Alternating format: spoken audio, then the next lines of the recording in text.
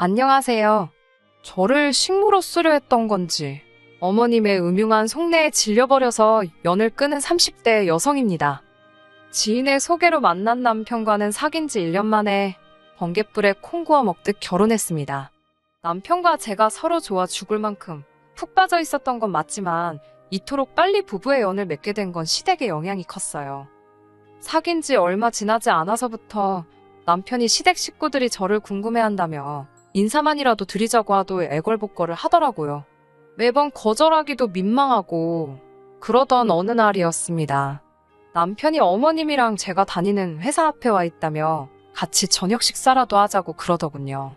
생각지 못한 남편의 방문도 당황스러웠지만 어머님까지 오셨다니 남편의 배려 없는 행동에 부담스럽고 솔직히 화도 조금 났었어요. 그렇다고 오신 분을 그냥 돌아가시라 할 수는 없는 노릇이었으니 일단 알겠다 하고 만나게 되었지요. 그렇게 저와 남편, 그리고 어머님 세 사람은 회사에서 멀지 않은 한정식 집에서 식사를 하게 되었습니다. 어머님께서는 제 학벌이라던가 집안 사정 등을 물어보셨는데 솔직히 대답을 하면서도 걱정이 많이 되더군요. 지인이 처음에 남편을 저에게 소개해 줄 때만 하더라도 서울 소재의 대학을 나와 직장을 다닌다고 평범한 사람이라고 했었거든요.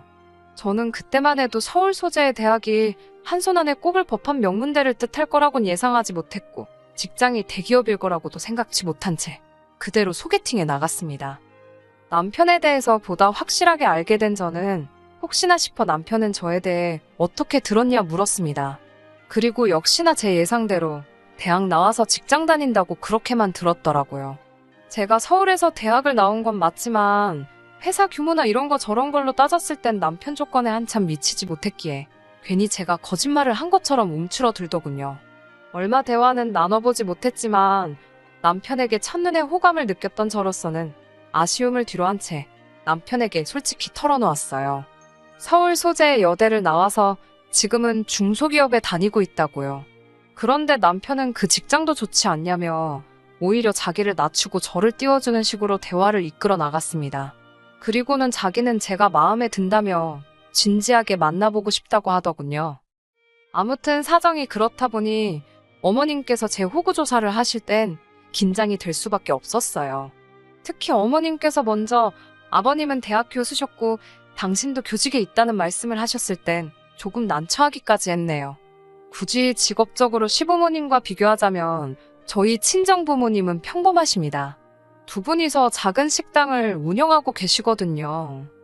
하지만 제 염려와 달리 어머님의 반응은 남편과 별반 다르지 않았습니다. 그 정도면 됐다라는 애매모호한 말과 함께 남편 어디가 좋은지, 앞으로 어떻게 할 생각인지 그런 것들을 물어보셨어요.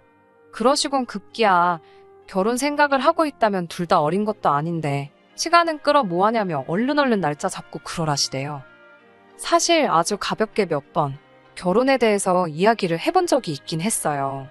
그런데 어머님까지 나서서 빨리 진행시키라 하시니 당황스럽기도 하고 한편으론 기쁘면서도 동시에 걱정도 되었습니다. 솔직히 털어놓자면 제가 결혼 자금으로 돈을 모아놓기는 했지만 겨우 4천만 원에 불과했고 친정 부모님도 얼마나 해주실지 감이 안 왔거든요. 그날 밤 친정 부모님께 있었던 일을 이야기하면서 혹시 시집 간다고 하면 얼마나 해주실 수 있냐 물으니 부모님께서 몹시 미안해하시면서 이렇게 빨리 시집 간다 소리를 할 줄 몰랐다며 급하게 쓸 데가 있어서 제 결혼식에 쓰려고 모아두셨던 돈에 손을 대셨다고 하셨습니다. 원망이라기보다는 상황 자체가 갑갑하더라고요. 결국 이튿날 남편에게 당장 결혼하는 건 무리일 것 같다고 했습니다. 가진 거라곤 겨우 4천만 원이 전부인데 이 돈으로 혼수며 애다니며 다 할 수 없을 것 같다고. 당신이나 나나 좀 더 준비가 되면 식을 올리자 하니 남편도 제 뜻이 그렇다면 알겠다더군요. 하지만 얼마 지나지 않아 저는 다시 어머님께 연락을 받게 되었습니다. 돈 때문에 결혼을 미루자고 했냐며 그런 거 신경 쓰지 말고 그냥 하라시대요. 집은 어머님이 전세로 하나 구해주실 생각이라며 너무 개의치 말라고요. 저는 일단 감사하다, 남편이랑 잘 이야기해보겠다 했지만 솔직히 이걸 거절해야 하는 건지 감사하다 해야 하는 건지 어찌할 바를 모르겠더군요. 남편은 어머님이 제가 어지간히 마음에 든 모양이라며 감사하게 받고 앞으로 잘 사는 모습을 보여드리자 하대요. 그렇게 남편과는 본격적으로 결혼 준비를 하기 시작했습니다. 상견례의 분위기는 화기애애 그 자체였어요. 친정 부모님께서는 제가 좋은 시댁을 만났다고 운도 좋다며 기뻐하셨고 저도 그런 줄로만 알았네요. 아무튼 남편의 두 누나도 만났는데 두 사람 다 살가운 성격은 아니었어요. 하지만 신우들과의 관계는 앞으로 제가 잘하면 될 거라고 생각하고 크게 신경 쓰지는 않았어요. 사실 다른 무엇보다도 결혼 준비를 하면서 가장 당황스러웠던 순간은 아버님이 병원에 입원하셨을 때였습니다. 남편이 말하기를 갑자기 길 가다 쓰러지신 아버님을 주변에 있던 행인의 도움으로 병원에 모셨다고요. 결혼식을 2주도 채 남기지 않은 상태에서 발생했던 일이라 당연히 찾아가야 한다 생각했어요. 그런데 병원에 도착하니 어머님께서 병실에는 들어가지 못하게 하셨습니다. 아버님께서 그저 발을 헛디뎌 넘어지신 거라며 흐트러진 모습을 며느리감한테 보여주고 싶어 하지 않으시니 그냥 돌아가라셨지요. 다행히 결혼식 당일에는 전보다는 조금 야윈 듯한 모습이었지만 아버님은 무사히 결혼식에 참석하셨고요. 하지만 다시 한번 생각지도 못한 상황을 맞닥뜨렸던 건 결혼한 지 4개월이 좀 지나서입니다.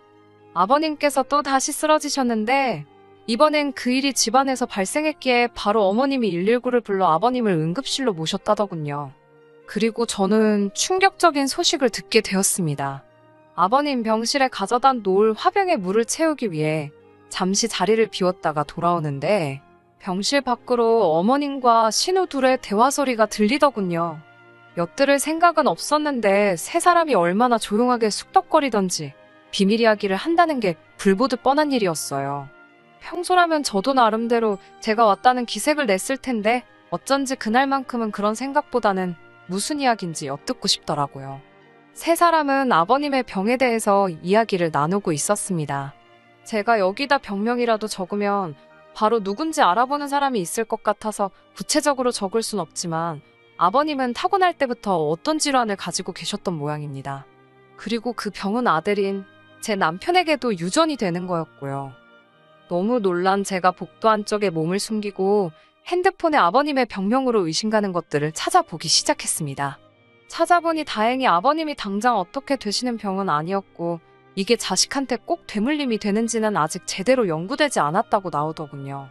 병실에서 세 사람이 쑥덕거린 건 다행히 전부 다 확실한 정보는 아니었구나 싶어 정말 말 그대로 다리에 힘이 다 풀리더라니까요. 병실에 돌아오니 어머님께서 저더러 이야기를 하자셨습니다. 신우들은 자리를 피해주지 않았고 저는 직감적으로 아버님에 대한 이야기를 하려고 하신다는 걸 눈치챘어요. 아니나 다를까 어머님께서는 저더러 아버님의 병수발을 맡아달라 하시더군요. 당황스러웠지요. 회사 때문에 안 된다고 딱 잘라 말씀드렸습니다. 괜히 난처해야 하는 기색이라도 보이면 오히려 더 해달라고 매달리시는 건 아닌가 싶어서 확실하게 거절을 했어요. 그랬더니 어머님께서는 아무리 그래도 그렇지 어떻게 생각해보는 척도 안 하고 거절을 할 수 있냐며 서운하다 하시대요. 저는 정말 죄송하지만 회사를 다니는데 생각해보고 말고 할 수도 없는 노릇이라고. 신우들은 안 된다 하냐니까 걔들이 병수발을 어떻게 드냐입니다. 평생 험한 일이라곤 한 번도 안 해본 애들이라면서 어디서부터 황당하다고 표현을 해야 할까요? 저보다 나이도 많은 두 신우 다 하는 일 없이 어머님 아버님께 용돈 받아 생활하고 있었습니다. 그런 신우들이야말로 남도 아니고 자기 아버지인데 당연히 병수발을 들어야 하는 거 아닌가 싶었지요. 하지만 차마 이런 말을 입 밖으로 내진 못하고 연신 죄송하다. 그렇지만 어려울 것 같다고 말씀드리고 간신히 그 대화에서 빠져나왔습니다. 저는 고민 끝에 남편에게 어머님과 나누었던 대화를 털어놓았어요. 솔직히 남편은 아버님 병명에 대해선 알고 있는지, 유전 가능성이라던가 전부 다 이미 알고 있었는지도 궁금했고 남편도 제가 그 병수발을 들어야 한다고 생각하고 있는지도 알고 싶었네요. 제 이야기를 들은 남편의 반응은 저보다 더 황당해했고 무엇보다 크게 충격을 받은 듯 했어요. 정말 몰랐냐고 묻기도 어려울 만큼 힘들어하는 표정이었지요. 그런 남편을 보고 있으니 제 마음도 아팠고 솔직히 훗날 남편이 아프게 되더라도 그건 그때의 일이라고 생각했습니다. 지금 당장은 건강한 남자였으니까요. 저는 일단 남편에게 아버님 병수발은 절대로 들고 싶지 않다고 솔직히 털어놓았습니다.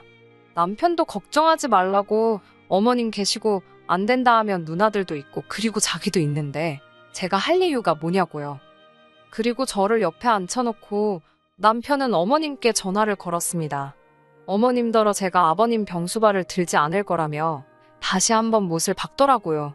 그러자 어머님께선 크게 노하신 목소리로 자식 키워봤자 소용없다더니 네가 딱 그렇다면서 그러더니 남편더러 집까지 해줘가면서 결혼시켜줬더니 부모 뒤통수를 이렇게 치냐고 내가 네 마누라 뭐가 예뻐서 그렇게 잘해줬겠냐 그래도 순하니 말귀도 잘 알아들어먹고 한마디로 부리기 좋을 줄 알아서 절 받아주셨다는 뭐 그런 말씀을 하고 계시더군요. 그러더니 급기야 어머님께선 머리 검은 짐승은 거두는 게 아니라더니 그 소리를 듣고 처음에 저는 갑자기 왜 이런 말씀을 하시나 싶다가 순간 설마 싶어 남편을 쳐다봤습니다. 남편 얼굴이 벌겋게 달아올랐더라고요. 전화가 끊어지고 남편에게 추궁해 이게 다 무슨 일이냐 물었습니다. 그러자 남편이 멋쩍게 웃더니 저더러 놀라지 말라면서 실은 어머님이 친어머니가 아니라는 이야기를 하더라고요. 놀라지 않겠다고 했지만 정말 크게 놀랐지요. 남편이 말하기를 남편을 낳고 얼마 되지 않아 친어머니께서 세상을 뜨셨답니다. 그리고 얼마 지나지 않아 혼자 아이를 키우기 어렵다 판단하신 아버님께서 지금의 어머님과 재혼을 하셨다고요. 신우 둘은 어머님이 첫 번째 남편과의 사이에서 낳은 자식들로 다시 말해 아버님의 친자식들이 아니었어요.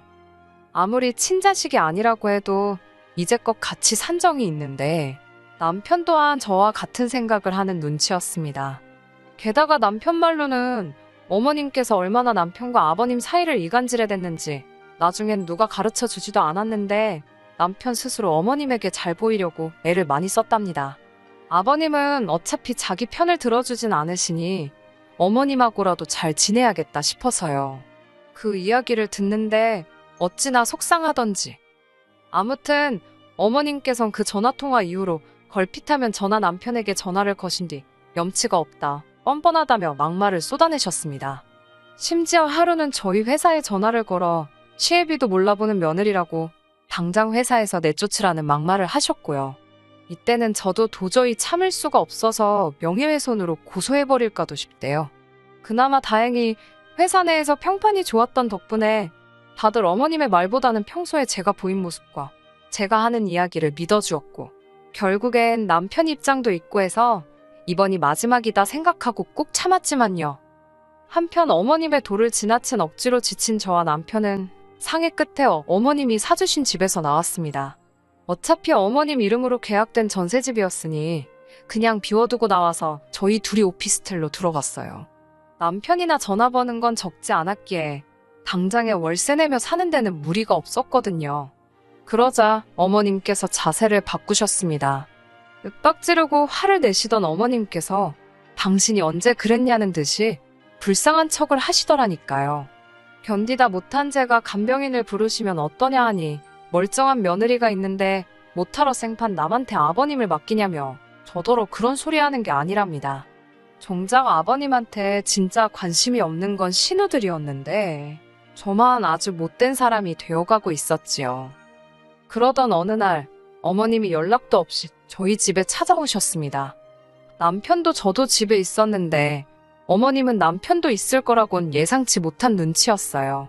하지만 당황한 기색도 잠시. 얼마나 중요한 이야기라도 하시듯 어머님은 소근소근 당신이 곰곰이 생각을 하다 기억이 났다면서 상견례 때 저희 어머니가 하신 이야기를 언급하시더라고요. 상견례 당시 양가 어른들끼리 요새는 뭐하고 지내시냐 그런 이야기가 나왔고 친정어머니께선 요양보호사 자격증을 땄다는 말씀을 하셨거든요. 제가 알기론 친정어머니가 그 자격증으로 큰돈을 벌겠다 그런 의도는 전혀 아니시고 훗날 친정아버지가 편찮기라도 하시면 당신이 도움이 될 수 있지 않겠나? 그런 생각으로 따셨다고 들었어요. 그런데 그 이야기를 하시면서 너네 엄마 이 소리도 아주 들을 때마다 짜증이 납니다. 배울 만큼 배웠다는 양반이 걸핏하면 말끝마다 너네 엄마 너네 엄마.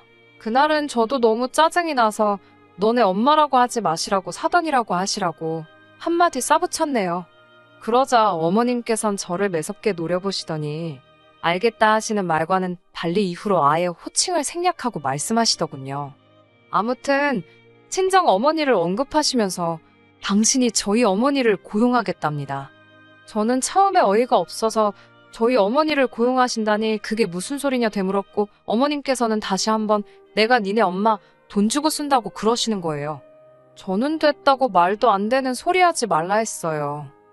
남편도 어머님 따라 제정신이냐고, 사돈을 돈 주고 쓴 애만에 그런 소리가 어딨냐고, 그리고 어떻게 장모님이 아버지 병수발을 드냐 했더니 원래 요양보호사 같은 직업이 그런 거 하는 거라며 당신도 찾아봤답니다.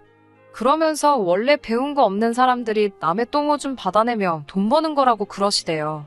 저희 어머니를 모욕하는 어머님의 말에 저는 이성의 끈을 놓치고 말았습니다. 저는 어머님을 똑바로 보고는 그 시절에 고등학교까지 나온 저희 어머니랑 요즘 같은 시절에 날라리 짓거리 하느라 고졸도 못한 큰 신우랑 누가 더 배운 거 없는 거냐 사부쳤습니다. 어머님 이론대로면 신우는 평생 남의 똥오줌이나 만져가며 돈 벌어야겠다고요. 저는 어머님께 어머님 직업이 얼마나 고귀하다 생각하시는 건지 모르겠지만 세상에 자기 힘으로 벌어먹고 사는 사람들 모욕할 자격은 누구한테도 없다고 말 조심하시라 했습니다. 정말 수준 떨어져서 아예 대화도 하고 싶지 않다고 평소답지 않게 세게 나갔어요. 남편도 저더러 말 잘한다며 어머님께 이 사람이 틀린 소리 하나 안 한다고, 아버지 병수발은 어머니든 누나들이든 그쪽에서 알아서 하라 하대요. 그리고는 거의 어머님을 집에서 밀어내듯 내보내고 문을 잠궈버렸습니다. 이후로는 상상하신 일이 그대로 벌어졌습니다. 어머님은 물론이고 신우들까지 나서서, 특히 큰 신우는 제가 한 말을 어떻게 전해 들었는지는 모르겠지만 저더러 경우도 없는 X라며 욕을 해댔어요. 아무리 경우가 없어도 아픈 아버지 모른 척하는 너만큼 경우가 없겠냐고 받아치니 지도 할 말이 없는지 상욕만 연신 해대더군요. 정말이지 수준 떨어져서. 남편은 이 모든 상황이 씁쓸하다 했습니다. 하지만 남편도 병간호는 하고 싶지 않다 했어요. 성장 과정에 있어 아버님께선 어머님께 푹 빠지셔서는 남편은 나몰라라 하셨다고요. 자기가 성별만 남자지 신데렐라가 따로 없었다면서.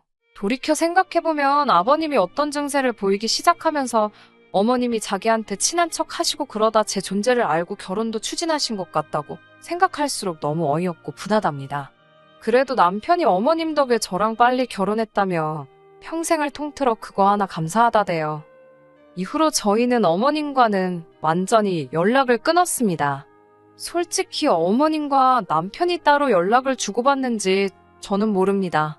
그래도 같이 산 세월에 정이 있는데 한순간에 틀어질까? 저는 겪어본 적 없는 인간관계라 잘은 모르겠어요.